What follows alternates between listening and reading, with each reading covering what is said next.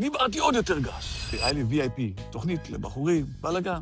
ואני יושב מאחר בלילה, ואני מדבר, ובא לי, אני רואה אותה, בא לדבר על כל הגסויות שאפשר לדבר. ואני מדבר, ואני אומר, בראש שלי, אני מסתכל, עושה תמונה במוח שלי של הרבי, והרבי שומע שאני מדבר. האם זה מתאים? ואני רואה, מושכים אותי, בא לי חשק לדבר עוד יותר גס. דיברתי עוד יותר גס. ואני מסתכל מה הרבי נשמע את זה, וואלה.